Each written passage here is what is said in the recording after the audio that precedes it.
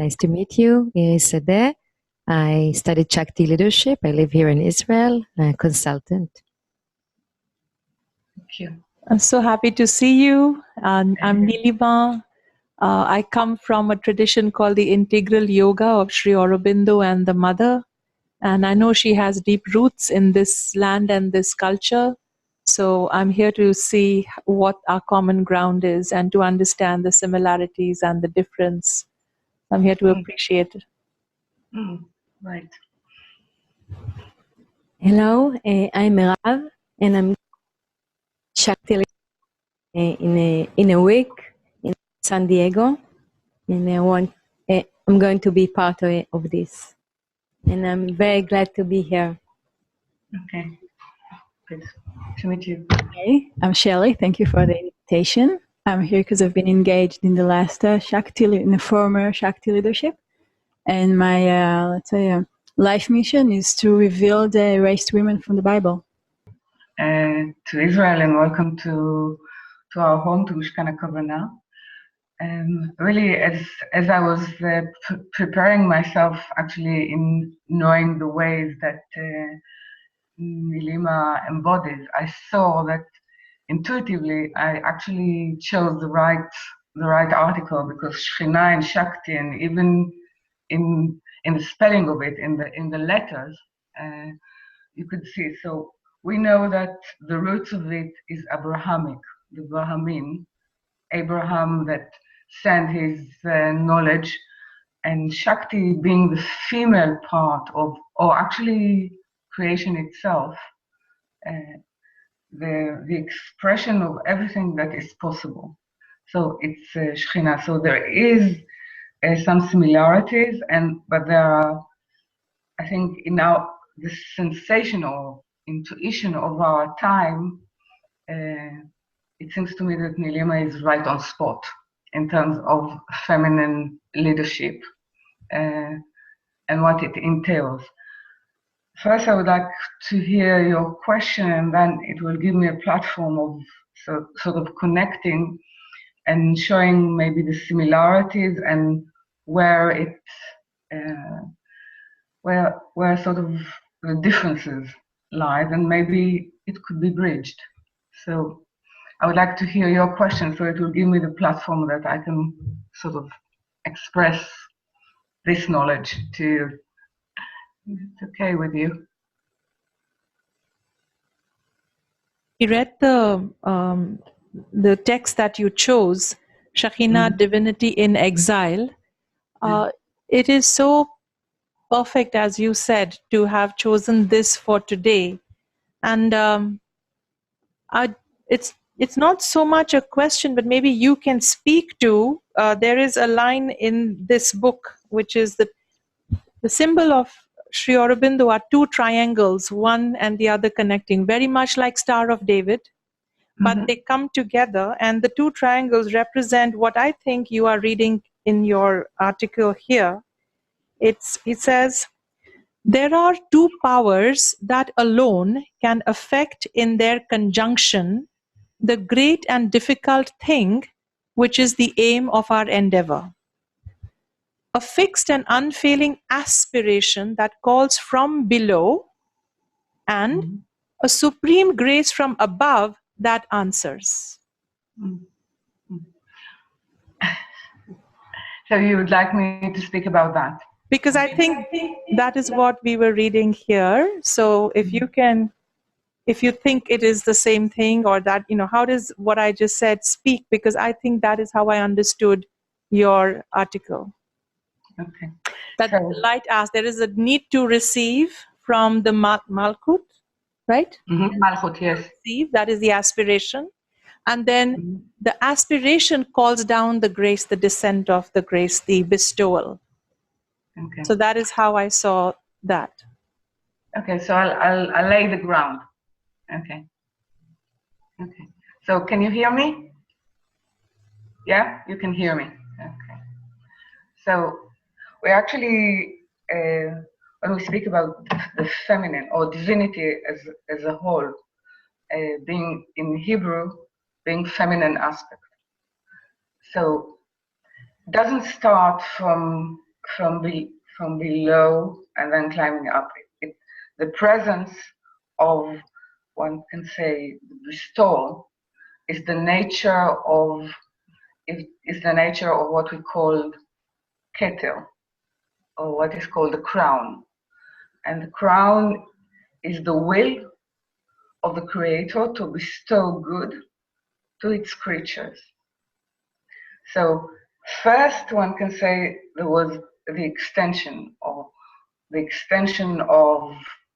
that will, but it needs a vessel to receive it.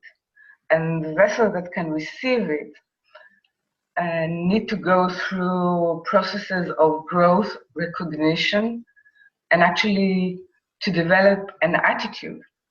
Because as it was born, or as it was manifest, the way it was manifested is a will to receive, and a very strong will to receive that would slowly translated into receiving for oneself. So actually the whole creation is an education system for the createe, or the consciousness inside creation, which is the spirit or ourself, to actually change themselves or allow themselves to reform, not only as a receiving agent, but receiving in order to bestow. And then you have the two triangles meeting, meaning the area or the arena where they meet is where they're similar in their intention, not in their nature, but in their intention. Because we cannot annul the will to receive, because if infinity wish, there is a will, an active will to bestow, it needs someone to receive. So in a way, the condition of bestowal is reception, that someone will receive. But how? What are actually, because if I receive and you bestow, we're in opposition and we have no meeting point. Because we have totally two different intentions and meaning and natures. So when those two triangles converge is where actually there is a growth of intention from the part of the createe that actually can meet the bestower.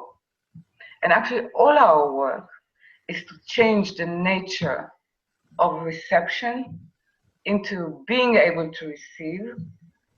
Why we wish to receive? First, we cannot live without the light, without receiving the light. But if we actually just receiving for ourselves, we cut ourselves from. So we're living only on a battery of existence. It's not life. If we want to enter life, it means we need to have some sort of a screen, an adapter, and the adapter is, in a way, sort of allowing the intention of bestowal to change us, to reform us. So we still receive, because we cause a lot of, everything that I say about the infinity is borrowed, okay? But we cause pleasure,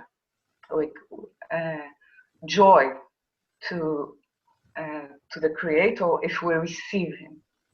We wish to be received, but yet we keep the intention of actually wishing to bestow. So to whom can we bestow? We cannot bestow to Him. We can bestow to other creatures, to other human beings, to other sentient being, whatever. So the moment we are generous, truly generous with others, without a hidden agenda, it's not an act, it's not a behavioral act, but an inner change, then actually it's a perpetual bestowal, and we receive and then we transmit or bestow to others. So we become actually, one can say, a transmission point of the will of the Creator. So in our generation, at least from the point of view of the reason for the creation, it is said that by the Ari, that the reason for creation is to allow the Creator to actually be known, to reveal itself through its action, through its names and appellation. So it's a demand on humans, meaning female and male, to actually be able to become a receptive female part, but with a masculine nature of bestowal. So bestowal cannot happen actually if you don't have the source, if you don't have the fuel where to bestow from. Okay. So the reformation of our time is not just tackling the ego. It's not actually destroying the ego. It's on the opposite, growing it. It's receptive, its receptive nature to such a degree so there is more of the nature of God or more of the nature of the Creator in the world, but then we are responsible for its bestowal. So it's the whole creation is actually feminine because it's the receptive, expressive embodiment of the will of the Creator. And because we actually adopted only the reception for ourself, which is the other part of, one can say, the male force, okay, for oneself. We lost ourself. We actually don't know, or we are not in contact with the true self, because the true self is the nature of bestowal, it's the nature of the spirit. So the ego actually is repelling or does not allow the spirit to manifest, meaning that the spirit in relation to our existence is like the relationship between the creator and the createe. It's like the spirit is the agent. So actually this article is a call for us to look and to give us sort of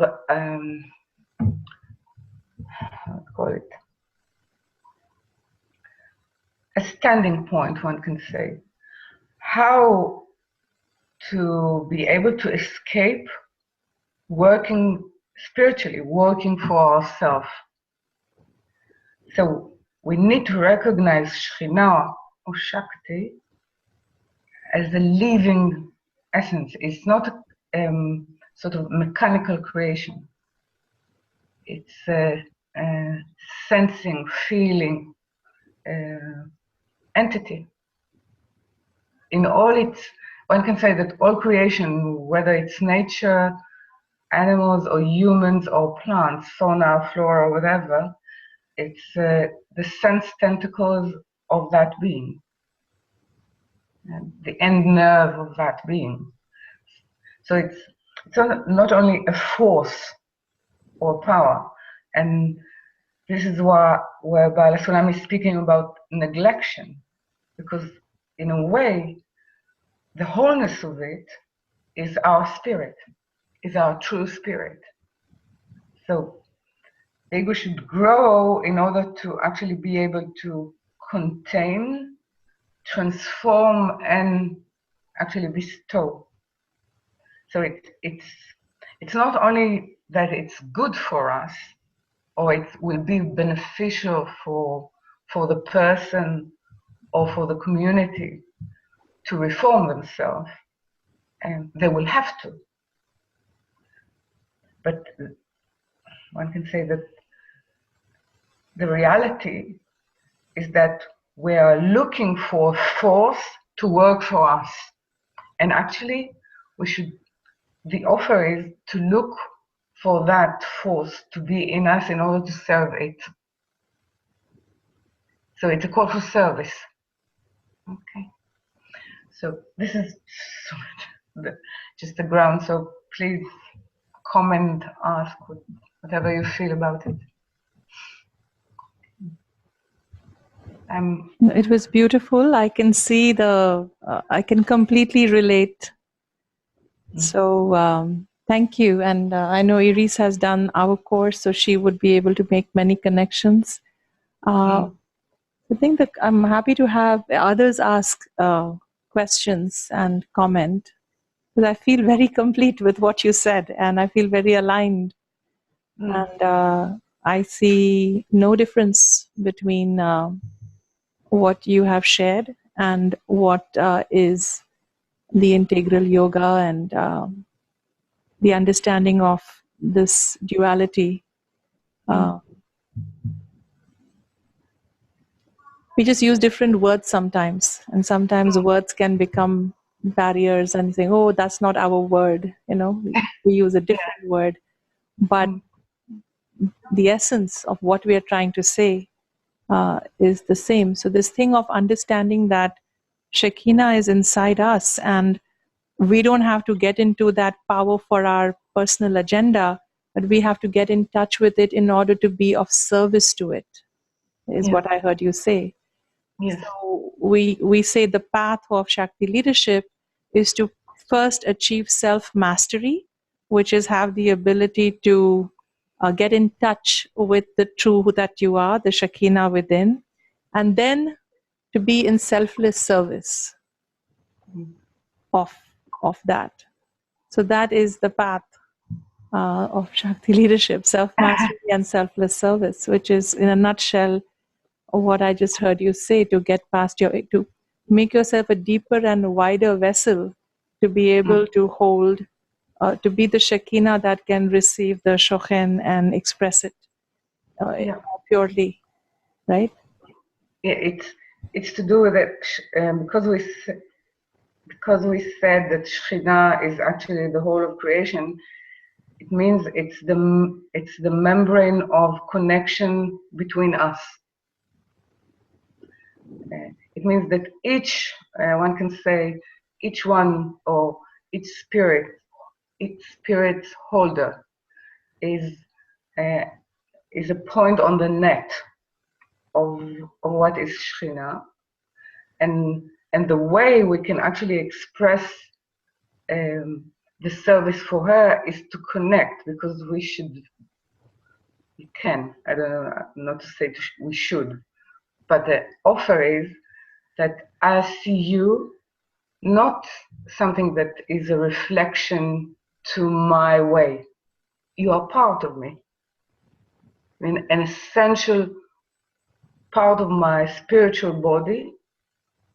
When I see you, I see the part that actually is my limbs, or that which is missing in me. And I am that which is missing in you. So I cannot actually exploit you, because when I'm exploiting you, I'm actually hurting myself or hurting the whole web. The point is how actually we make sure not to deceive ourselves. Because we could say, yes, I would like to bestow, I would like to be in service. But at least in our study, you should always be suspicious of yourself, because it's like there is a saying, I'm sure, when you help other or when you pray for another, you get first. My brain heard it, so it becomes beneficial to pray for others, because then I get first. How actually you overcome it? What is the tool or the arena that can actually keep you keep you away from self-deception. So one of the part is a community coming together to study, and actually they could see in themselves, in their attitude towards others. They don't have to express it, but they know it in their heart, and then they know that yes, they are not yet in service. So it's a very reflective. So I don't know enough to know how the yoga actually helps or keep the arena of training and reformation for people, except let's say in meditation when you self-reflect.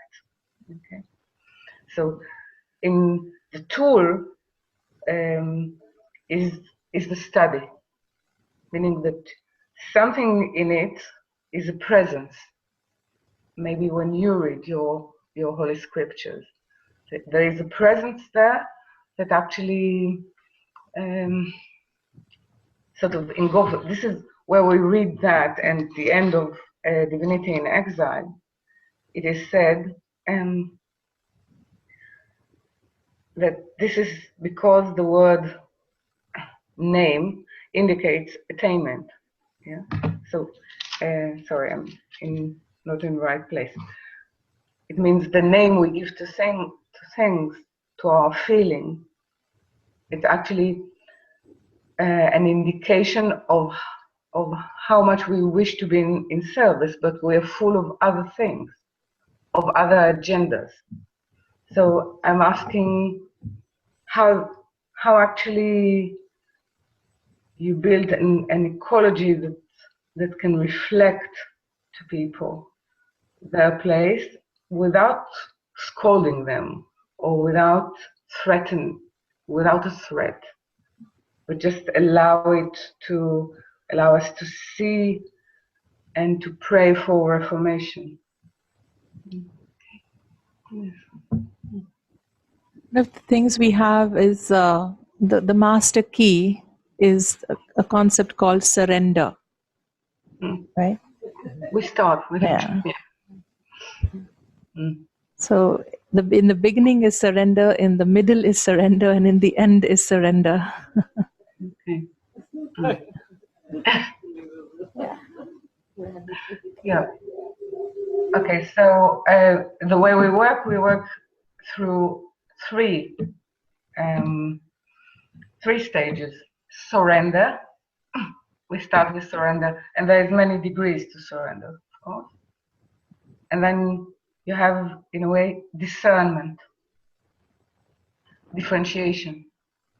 This is the moment you choose to differentiate between your will, Shekhinah's need or will, and you sort of exercise it, because you see a prayer in Hebrew it's not only a ray of power, it's in a way seeing the truth about oneself, and putting oneself under the microscope, seeing how I work, choosing not to be like this, and choosing something else. So this is differentiation. This is where prayer happens. And then there is a third stage, which is sweetening. Actually, is depositing everything that happened to you. It's a different surrender. It's an active surrender. You deposit everything that happened, all the processes that you've been through, to the benefit of the use of Shekhinah, and she will bestow it or distribute it in the way of the need, not according to my perception or my wish, but according to the need of humanity, for example. So this is the three stages which is three different aspects of surrender. It's true. So, okay. So it's converging. Yeah. Do you hear me? Yeah. maybe you can say a few words about the path between Shekhinah in exile to a time of corrections. What should happen in the way? Well, time of correction and Shekhinah in exile are actually description of the same state. What it means in exile? In exile is always exile from consciousness, that we're not aware of its presence. Okay, so in a way we're sending the presence and the life and the entity of Shekhinah away from our life. Okay. It means when she comes to her place, the place is called the land of Israel. It means the land of the heart, the land of the heart which is real. Okay, this is Israel. That which is real, the heart which is real. So it seems that humanity as a whole is responsible for Shekhinah being in exile, because we are not conscious of her presence. So Reformation, the time of Reformation, or the time, as you read it, I don't think it's a good translation, but this is what we have at the time now. It's what is called correction. It's actually tikkun in Hebrew. It's not only mending something that is broken, it's actually constructing the true vessel of oneself. So as long as we are not conscious of the presence of Shekhinah, of creation, of the Shakti, we actually cause her, because she's a feeling entity, because in her sorrow and torment. And this is the time for us to reform our attitude, our thinking, our feeling, so we'll bring her back to her full presence in our heart, in our reality, in creation. So I'm sorry if it's too heavy. Oh, but this, so it's a call and a demand on our generation, which is called the last generation, and this is why the female power is being it's awakening. The awakening of the female power is the memory. It's the memory of that essence and presence of the meaning and the reason for creation. And in a way, because of have the ability to give life, it can be carried and can be led by those, not necessarily ladies, those who have this feminine instinct of calling back this presence to our life active. So it's an awakening time, and this is why the whole movement of female consciousness is like ladies were asleep to their presence, and something, not the presence of surviving or the presence of having power, the true presence of their being or the being of creation. And it is as it was formed male and female. For humanity, it has to be male and female. So we are the female of the Creator. We are the spouse of the Creator. All humanity. So this is the way when we say it's the time of reformation. So there is a timing that we're saying, okay, it's because of progress, it's because of modern time. No, it's because it's the timing of creation. It is calling, we're trying to respond. So it's a dance of call and response, but it's time. It's time, and if it will not happen from our awakening to it, we can see it from the trends in the world that it will cause a lot of torment if we will not balance it and we will not respond to it. So it's a very important mission and work that Nilima is doing, and everything that is actually calling for awareness for this call of creation. Okay. Well, we're starting. Please. Can you please explain about the state of Shekhinah in the dust? Yeah. And what it means. Okay.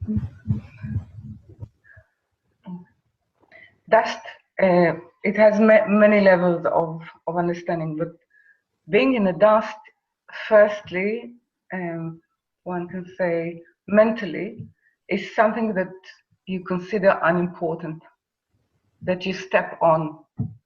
Yeah. So the presence of Shekhinah is being used as something that we step on it. We actually we do not give it any thought. We think it's there for our use. Not only that, we forget that we were created from dust. That this is actually part the meta. What it means in Kabbalah, meta. Meta means will, raw will, meaning untamed, unformed yet. Yeah. So dust can become earth if you mix it right. Then it can become fertile. Then it can grow. Okay. But we treat the reason for creation, its presence, the way that we need to serve it as something that we step on. And this is what we call dust. This is why the Kabbalah is calling it dust. And it's calling it because it's echoing Genesis, that humans were created from dust, but it was mixed. It's like human is dust, which is the will to receive, sort of without form, and then something blow in it, a different nature, which is the spirit of the creator. So together now it's a creation. Together now it's a presence. So when we separate, we actually step on it, degrade it, and mostly as human we're treated, as ladies or women were treated. They're treated as something to be used, yeah, as something that has not life or sort of presence, duty, and reason of its own.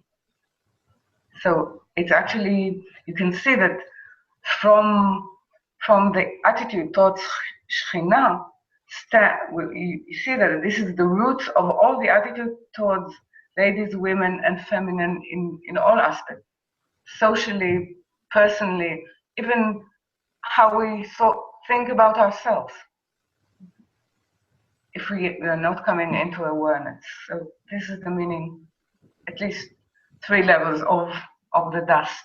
Okay, and it's to do as well with being untamed, wild. Okay, and to do with something that is in a state of, one can say, even trembling to be revealed. This is also to be, in the word in Hebrew, afar. It's something that is really anxious to be revealed. And this is the time, this is why I'm speaking about the calling. Something is calling us.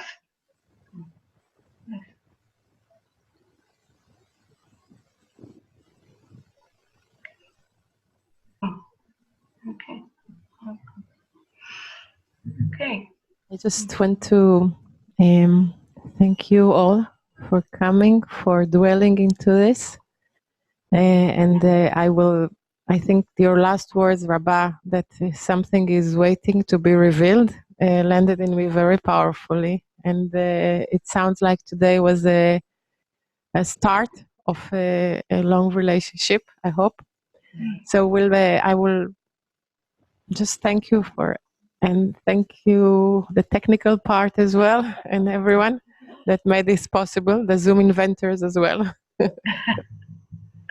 Okay. I'm glad to see you. Yeah, please. Thank you so much. It's just an honor and a privilege to come and sit and for you to bestow from your place of reception and to receive that grace. I really just basked in it. I enjoyed it. I feel grateful for it. So thank you so much for the group of people here that has been created, and for your leadership. As they say, something began here today, and I would love for us to continue the conversation, because as you say, if the time is now for her to be revealed, then we need to find pieces of her in all the world's truth traditions and piece her back together so she can be revealed. Yes. Right? So thank you.